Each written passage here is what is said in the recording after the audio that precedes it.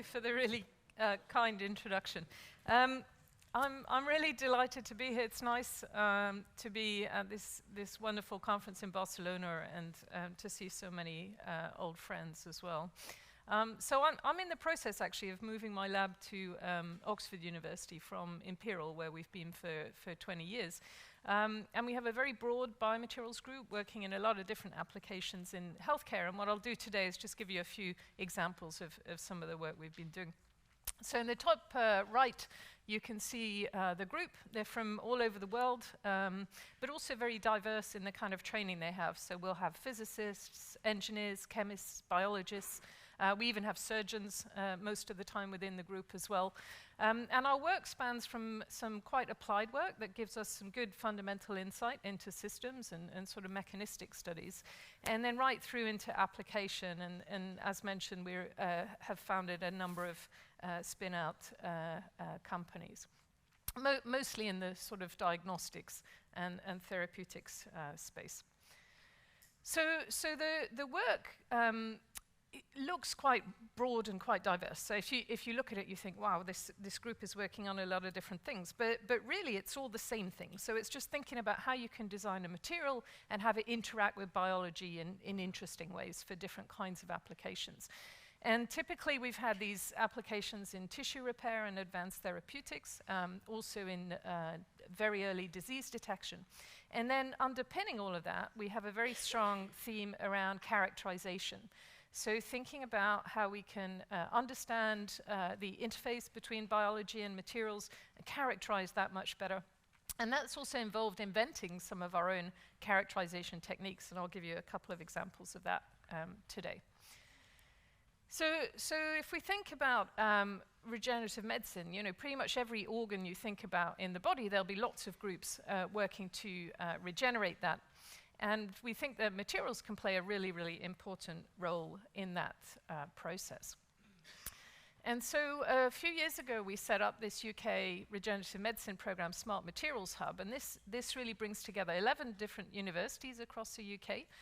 I'm serving as the director for this, with the aim of developing next-generation biomaterial systems that you can apply for regeneration of different tissue systems.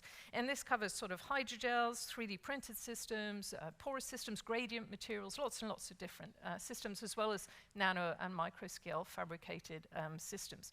But what we've done within this hub that's a little bit different to a normal academic center is we also have panels that are focused around regulatory advice and scale-up and manufacturing and safety and immunology.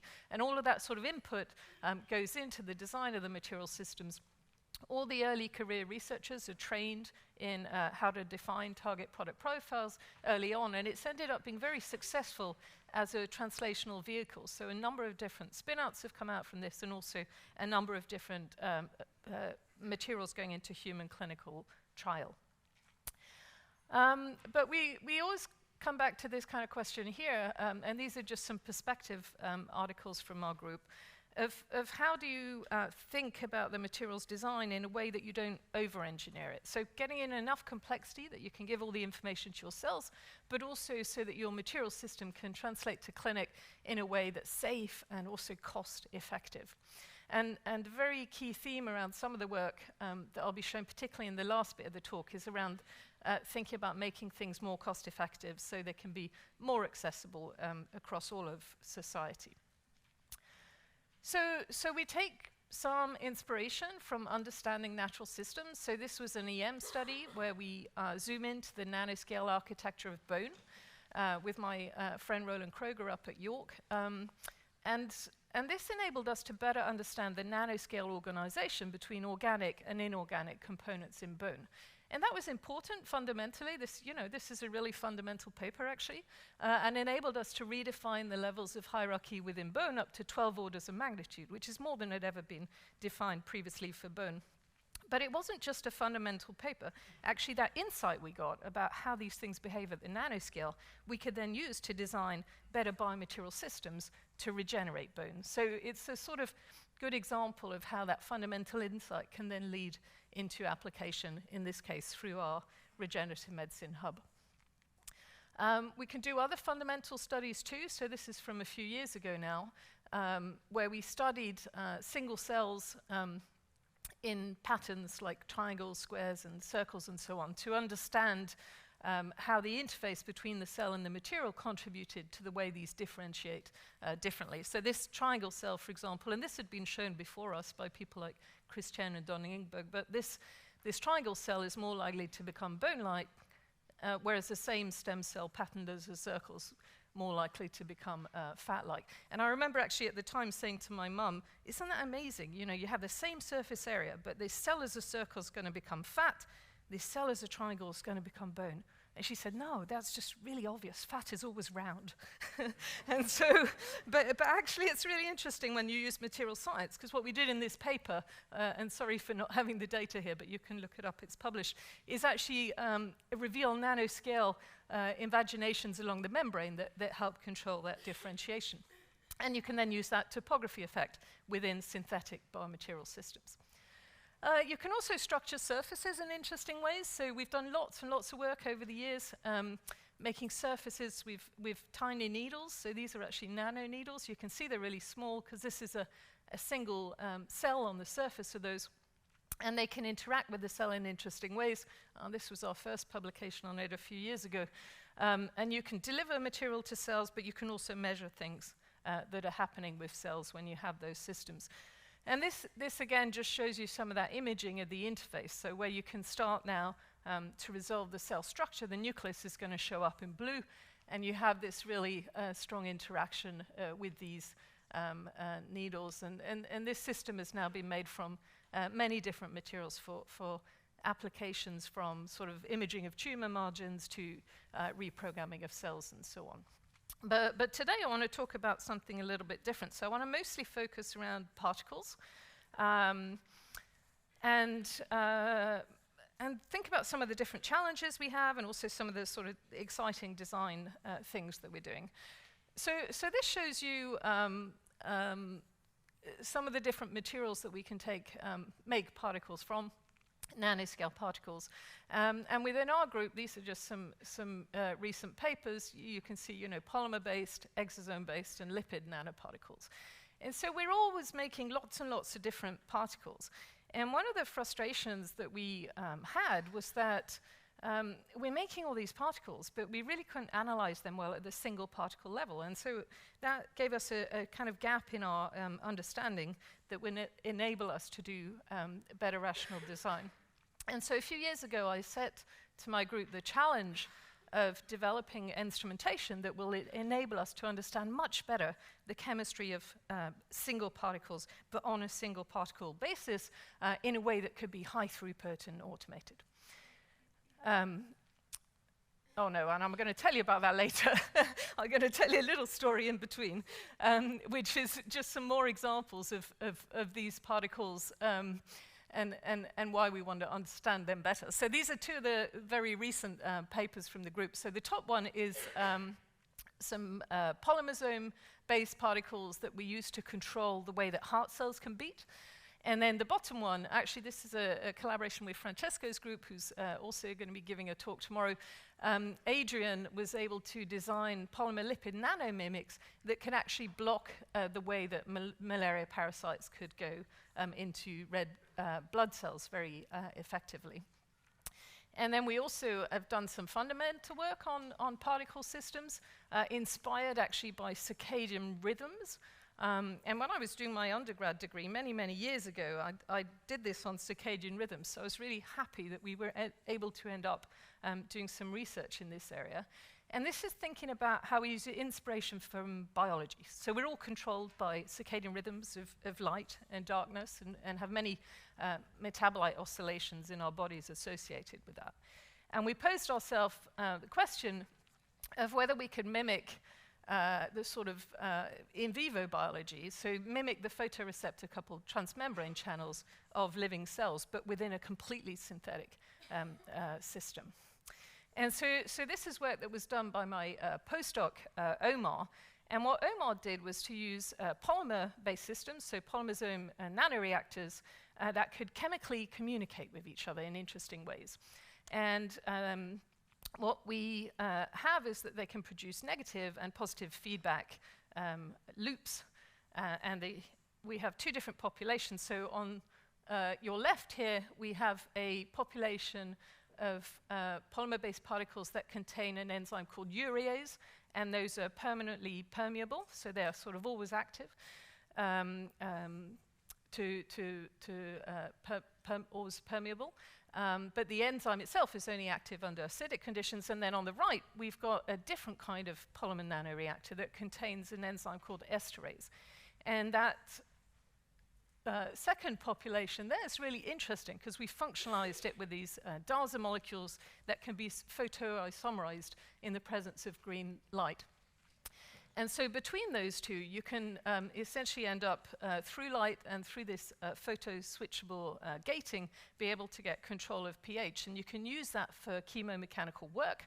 And so here, for example, if you put this population in the presence of a hydrogel that can swell and deswell in different pH conditions, you can now activate that through light. So we're still not entirely sure what this is going to be useful for in the Nature Chem paper. You know, we sort of mentioned things like artificial organelles and soft robotics and so on, but really it's quite a fundamental study at this stage. But if I come back to this, hopefully that just gives you an idea of some of the diversity of systems we work on and why we want to better understand them. So having set the challenge to the group of, you know, how can we develop technology that can help us to understand these systems a bit better, we developed this technology here, which is called SPARTA. So this is single particle automated Raman trapping analysis. And it basically does what it says in the title. So you can trap an individual particle, a nanoparticle, in an optical trap, and you can then measure its chemistry with Raman spectroscopy. And that can tell you about the composition, the functionalization. You can correlate it to size, actually, by displacing a Raman active solution marker as the particle comes into the trap. And you can even do online dynamic reaction monitoring. And the whole thing is powered by coding and software that we've written within the lab. That's why it's really important that we also have computer scientists and coders within our group. And when we published this back in 2018 in Nature Com, this is what's called a breadboard setup. So this was in a dark room. It was on a big physics optical table, and it was working super well for the science, but you know, no non-specialist would have been able to use it. And so since then, in those intervening years, we've worked really, really hard to now make this into an instrument that could basically be within any lab setup and used by non-specialists at the touch of a button. And this is what it now looks like. So it's spun out into this company called Sparta Biodiscovery, which has now got many, many industry partnerships and also within academia, and now has an early access program to get this instrument used widespread around the world. So I'll give you a few examples of what it can do. We've published many, many papers on this, and today I'll just give a couple snippets. But you know, if you look on the left, that list of different biological and synthetic particles are all particle systems that we validated with this technology. And so anything from viral vectors, exosomes, to more synthetic lipid and polymer-based systems. And then we can do lots of measurements, so things I mentioned earlier around composition and so on, but you can also look at drug payloading, and you can try and understand composition, contamination, and also protein corona formation, actually, so which may be interesting to people here. You know, how are proteins actually binding differentially to the surface of your individual nanoparticle, and how can you correlate that with the exact chemistry of that nanoparticle? So that's quite nice insight we can get from that. And I'll show you just a couple examples of what we can use it for. This was some data that really, really excited me at the time we got it, because this is the first time that we used the technique to do real-time monitoring of chemical reactions on a single particle. And what you have here is basically a polystyrene particle, and then you can introduce an alkyne moiety, and you can see a nice strong peak here in the spectra, and then you do a secondary reaction to convert this to a triazole, and you'll see this alkyne peak going down whilst the signal for the triazole goes up. And so this really enables us now to to probe mechanism a lot more than we normally could at the single particle level. And we're really, really interested to hear from people that might have different sort of chemical reactions that they'd be interested in monitoring with this kind of technology. This is just a map of where we've looked at exosomes released from many different types of cells. So exosomes, also called extracellular vesicles, these are released from different types of cancerous cells. And you can do this kind of heat map of the Raman spectra where we bin some of the information so that we get this differential heat map. And we've called this a dimensional reduction array. It's the first time actually, weirdly actually, the first time it had been applied to Raman. You'd have thought somebody would have done that before, but they hadn't.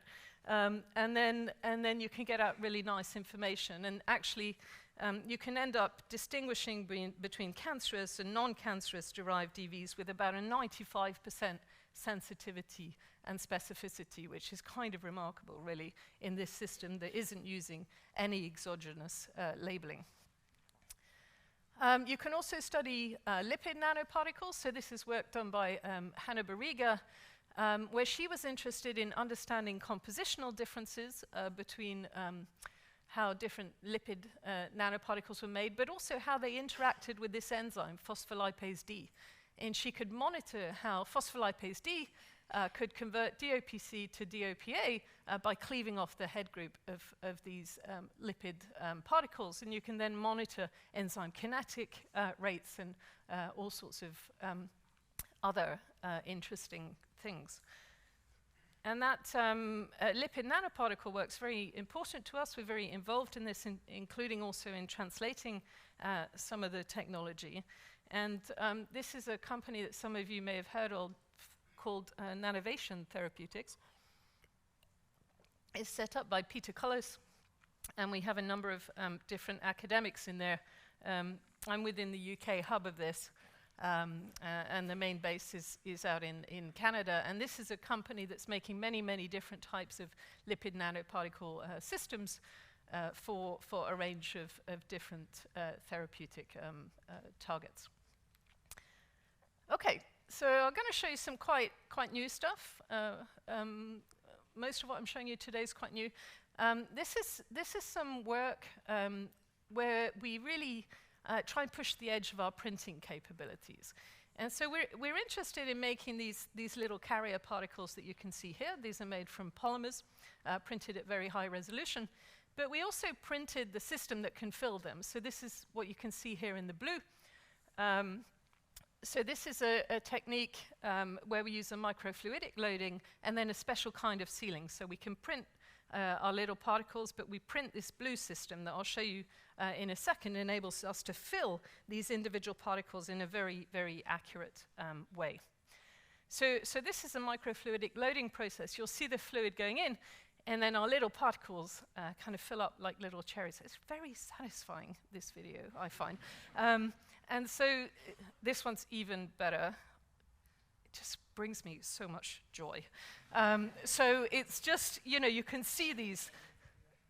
It's so cool. So these fill up. And what you can see in the EM is basically a cross-section through those. So you can fill those, and then we have a special technique that enables us to seal the surface of them, and then we can retrieve these initial individual little particles. And that was published in Advanced Materials. And then we thought, well, how about we make these particles, but we make them really, really responsive? And so I set my student with the challenge of finding a system in biology that had the kind of triggerable properties we might be interested in. He came up with this idea of getting inspiration from the puffball fungus. So this is one where you get a drop of water on it, and it will release all of these spores. So he made, and this is Shin, he's just finished his PhD. He made these particles with different kinds of lids that could be sealed, but he sealed them with a polymer that had been made near-IR responsive, which means that if you now shined a near-IR laser at it, you could release a drug on demand. And so he showed this rather nicely. This was also published in a follow-up advanced materials paper, that you could then get these cargo-loaded particles, and you could sort of release the drug on the demand. And so then he said, oh, but I also want to make them move around. And so he's done some subsequent work where he's essentially imparted some magnetic properties and said, oh, you know, they can walk and they can roll and they can flip.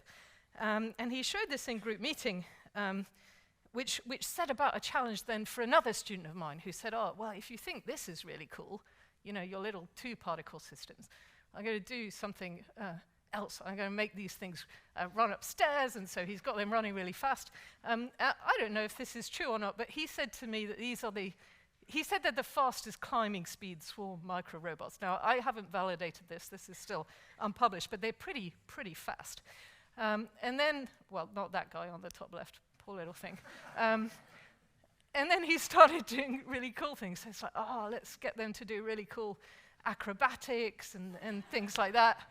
And we really having a lot of fun with this in the lab. No idea what this is going to be useful for, by the way, but at some point it might be. And then then he can get them assembled, disassemble, and then sort of reassemble in a second on the next side. These ones are being a bit naughty, but eventually they sort of do their thing. So that's the kind of thing we've been playing with these systems. This is still very prelim. You're the sort of some of the first people to see this data. Okay, so I'm going to work now, move to something actually that is really applied and that is already finding its way into patient application, whilst also showing you some of the kind of building blocks behind this. So this is going to be the last section of my talk, which is around disease detection. And why is this important? Well, you know, this is important for everything, right? From early cardiovascular disease, early cancer detection, virus detection. We've seen this very obviously within the pandemic, antimicrobial resistance. Pretty much any disease you can think of, early detection really, really makes a difference. And nanoparticles have been around a long time. This is the Lycurgus cup, which is in the British Museum. It's really cool. It's from the 4th century AD. It's got gold nanoparticles in it. And if you shine a light from inside it, it looks red, and a light at it, it looks green because of these nanoparticles, this gold being at the nanoscale. And I used to always tell people, you know, when we were at Imperial, that once they'd done the coolest thing in London, which was to visit Imperial, they should go and visit this cup. Now, of course, I have to say, visit Oxford first and then go and visit the cup. It's not very far from London. So this is what we do. So we work on nanoparticle systems, a lot of plasmonic systems, a lot of catalytic systems, also polymer-based systems, including semiconductor polymer-based systems. Today, I'm only going to show the work on the catalytic systems. And we focus a lot on how we can functionalize them and apply them for interesting disease detection as well as drug screening. And today I'll just focus on disease detection. And I want to give a massive shout out to Irene Yarovsky here, who does all of the molecular dynamics that accompanies most of our papers. So we think about the surface of a nanoparticle. This is a really simple schematic here, but it nicely conceptualizes some of the things that we've been working on. So we've done detection of different enzymes, so phospholipases, kinases, acetyltransferases, lots of different proteases as well.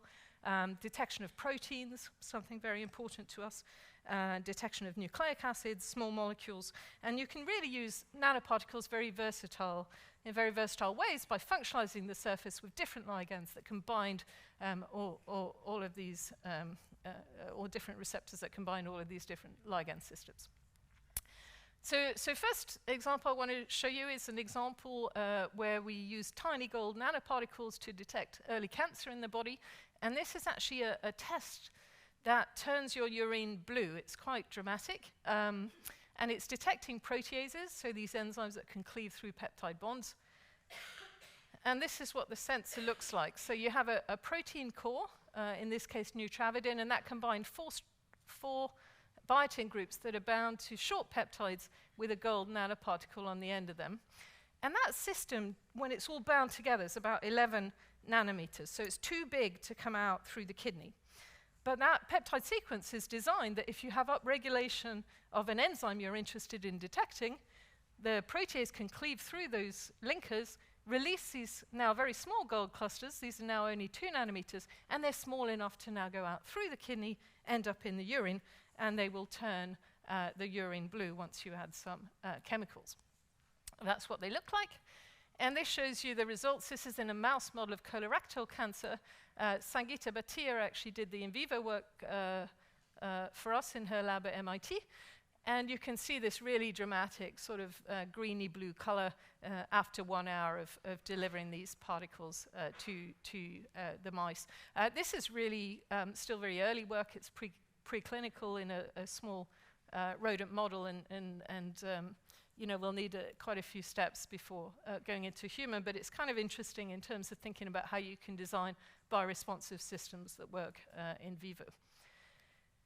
And then I'm going to finish off by telling you something really important, which is that we're really, really concerned about making technologies that are going to help with technology access across the world, and in particular, low and middle income countries. So if we think about things like infectious disease, this really, really impacts low and middle income countries in a terrible way. And there's a massive, massive opportunity actually for technology to be able to help and democratize access to healthcare. The way we've been doing this is by coupling technology that works really well, so very state-of-the-art technology, but that can be made affordable, and coupling it to mobile phones. So all of you here have mobile phones, often used for, of course, as you know, web searches and social media, but they can also be used in mobile diagnostics and lab tests. And this is an area called mHealth.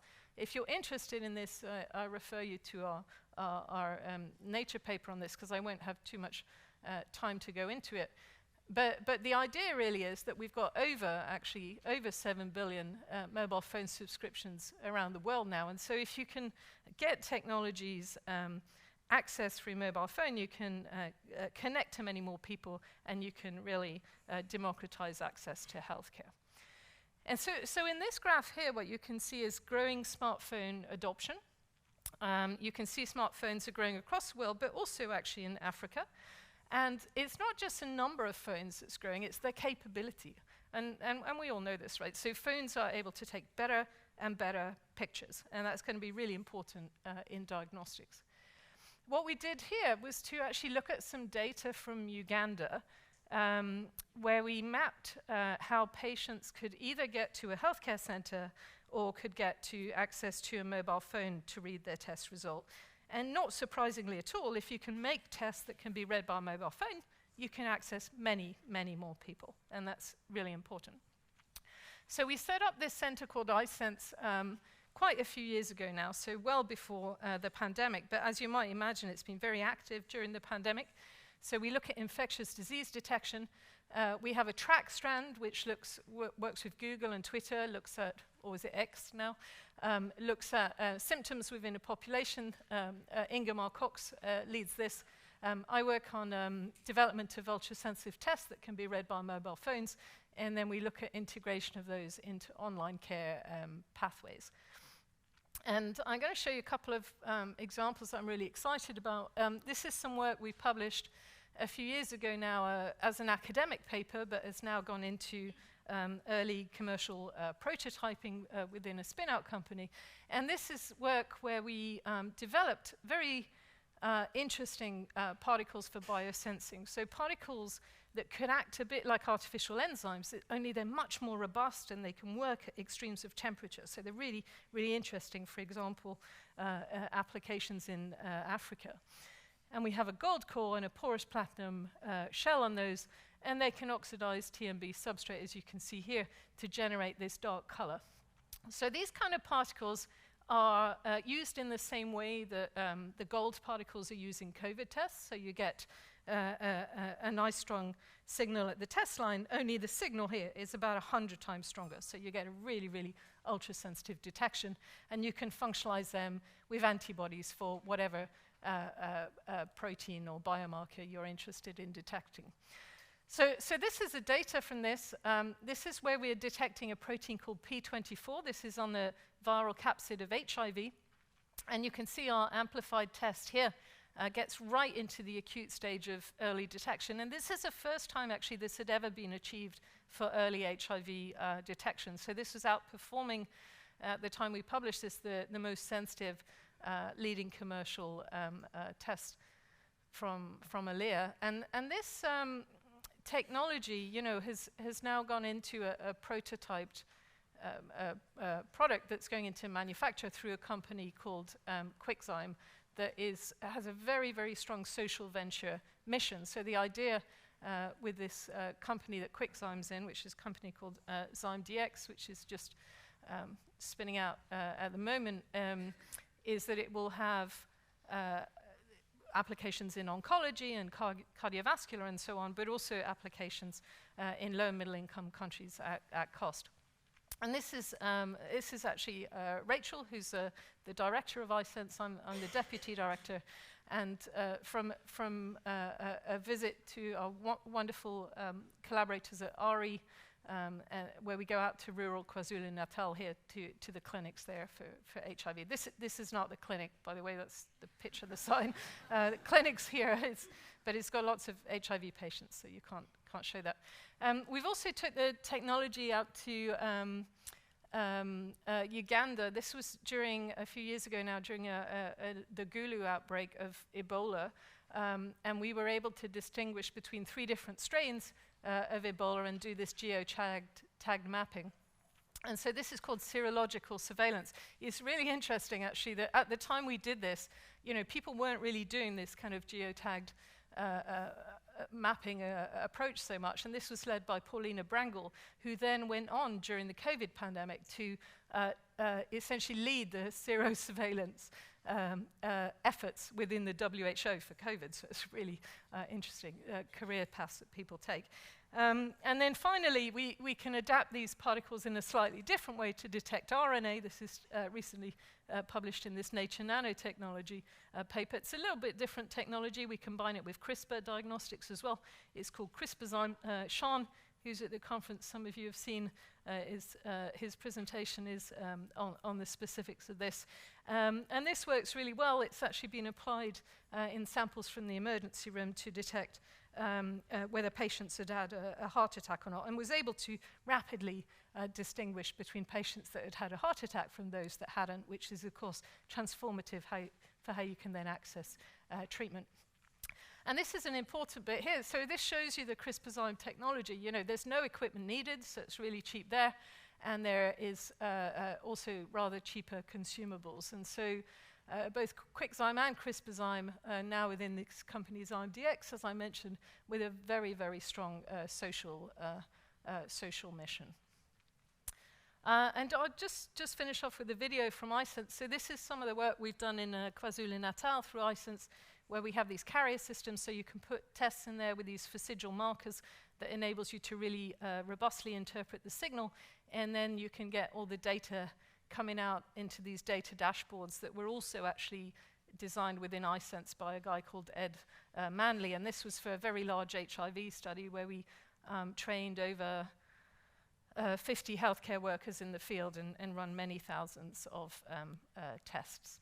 So just to remind you, the areas I've covered around the advanced therapeutics, tissue regen, and disease detection. I've told you a little bit about some of the characterization, both at EM but also the Sparta work. We are moving to Oxford. I'll need to change my email address at some point. I just can't cope with checking 2. So for now, I'm Imperial, but soon this will change to Oxford. We're taking over the whole top floor of this building here with our own roof terrace. And you can see it's all designed around sort of interactive spaces and collaboration. So the Kavli Institute here that I'll be helping to run is purpose designed to have medics and physicists and chemists all under the same roof, as well as data scientists. A really exciting new opportunity for the group. And just to thank all the group and collaborators again, as well as all the funders. Thank you.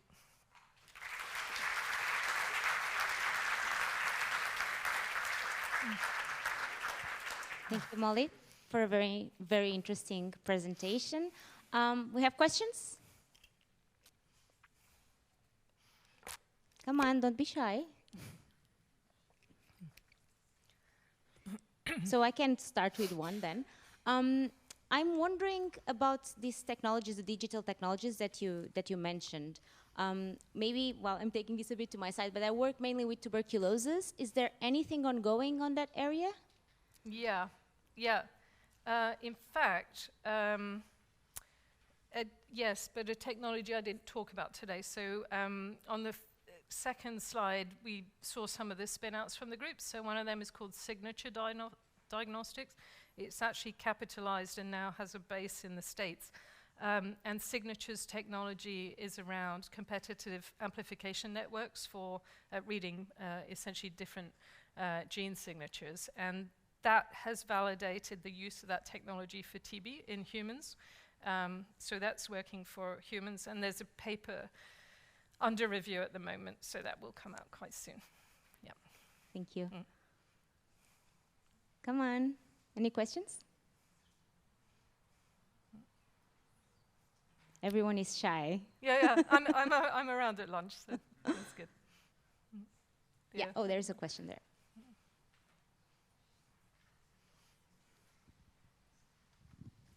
Thank you for that beautiful presentation.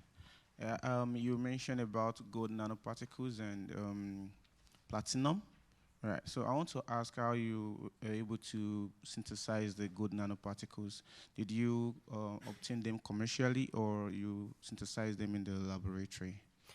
No, we do everything de novo in the lab. So if you look at the ACS Nano paper, you can see the synthesis protocols there. But we also have some separate IP around a one-pot synthesis for that system. And actually, I didn't, it's very hard to give it justice when you give it one slide, but actually if you go to the paper, you'll see the kind of very, very rigorous systematic process of looking at different compositions, different sizes, how all this stuff affects catalytic activity to get to the final product that gives us that best result. Yeah. We have another question there. Yeah. Hi, really nice presentation. My question is, how cheap is use polymer-based detection like kits now? Like, if you want to go into the market, is feasible from a economic point of view compared to what is now available?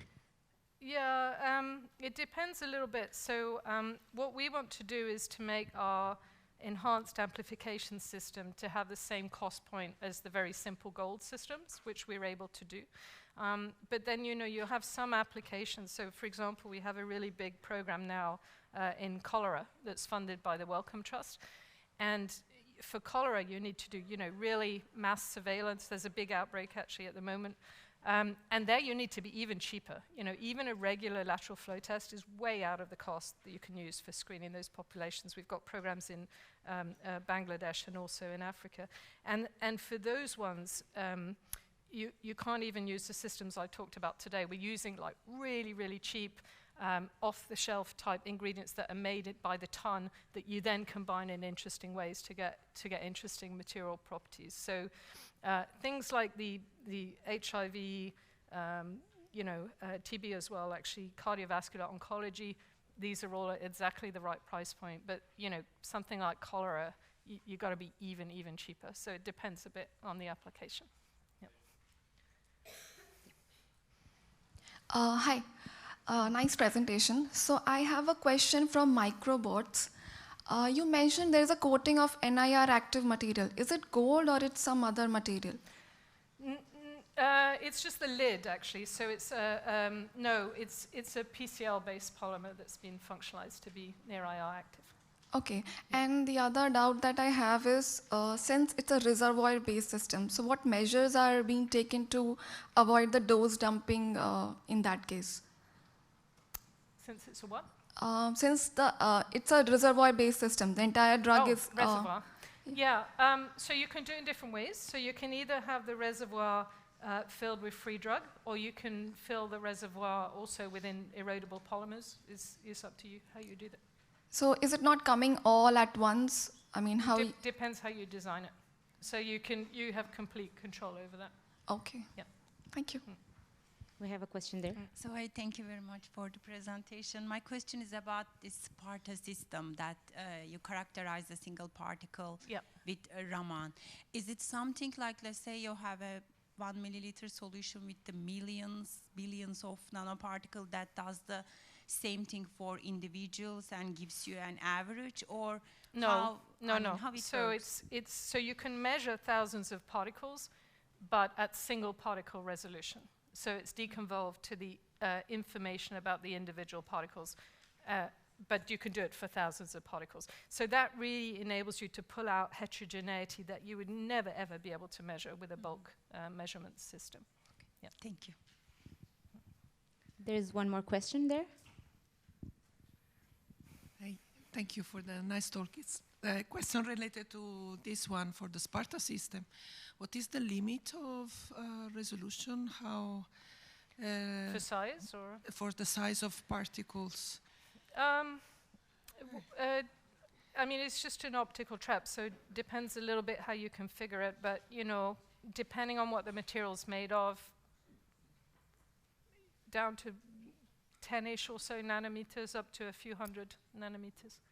And will be also able to recognize different sizes, like if you have a more heterogeneous so that's an interesting thing it can do, is when the particle comes into the trap and it displaces this Raman active solution marker, you can work out the exact volume. So you know basically the volume of that particle, its exact chemistry, how much drug is in it, what proteins are on the surface, how's that correlating with how different polymer or other things might be forming in it. So you get all that information at single particle basis for thousands of particles, if you want. Yeah. Thank you. Yeah.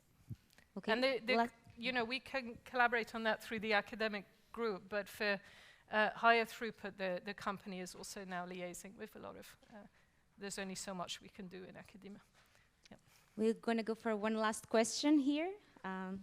Everyone was shy before, but now plenty of questions. Thank you for the inspiring talk, and I have a question regarding the on-demand drug delivery system. So once you irradiate NAR, it will open up, the lid will open up, the polymer lid will open up and release the drug. But how do we manage to close it back? Well, you're just transiently melting it. So it will open and then reseal. That's why you can get sequential activation. Okay. Thank you very much. Okay, thank you very much again, Molly. Thank you. And I mean, you can ask some questions. Thank you.